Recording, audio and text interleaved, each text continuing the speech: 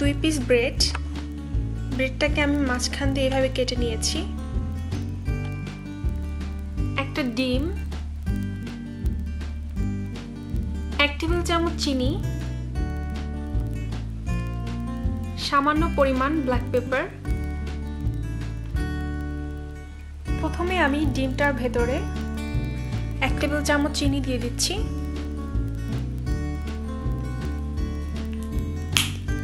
সামান্য পরিমাণে black pepper দিয়ে দিচ্ছি।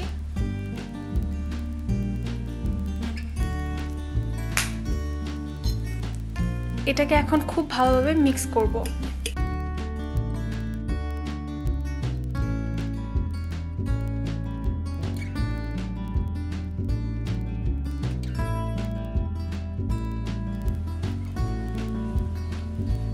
একটা প্যানে আমি পরিমাণ মতো তেল দিয়ে দিচ্ছি।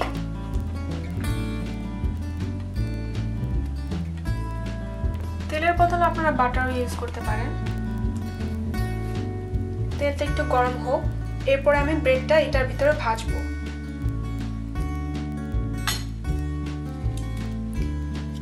এক পিস ব্রেড নিয়ে ব্রেডটাকে ডিমের ভিতর ভালোভাবে চুবিয়ে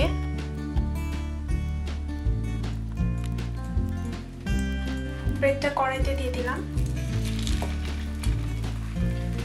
খেয়াল রাখতে হবে তেলটা যেন বেশি গরম না হয়, বেশি গরম হলে সাথে সাথে এটা পুড়ে যাবে, তখন আর খেতে ভালো লাগবে না। এটাকে মিডিয়াম টু লো হিটে খুব আস্তে আস্তে ধীরে ধীরে ভাজতে হবে। আর একটা দিয়ে দিচ্ছি।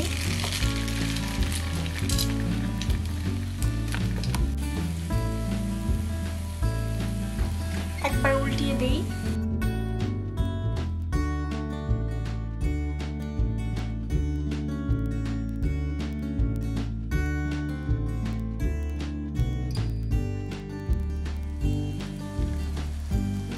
আরেকবার উল্টিয়ে দিচ্ছি।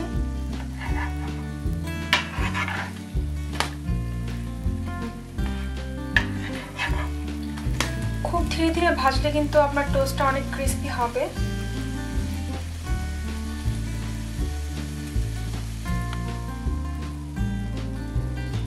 যখন এই কালার আসবে তখন টোস্টটাকে নামিয়ে ফেলতে হবে। টোস্টটা অনেক ক্রিস্পি হয়েছে।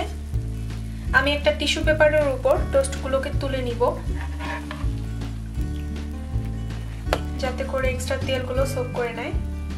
দেখতেই পাচ্ছেন কি নাইস কালার।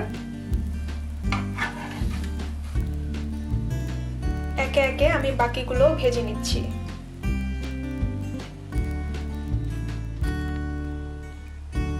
সকাল কি বিকাল ব্যস্ত জীবনের ছোট্ট বিরতিতে বেছে নিতে পারেন এই সহজ রেসিপিটি। সবাই ভালো থাকবেন। আল্লাহ হাফেজ।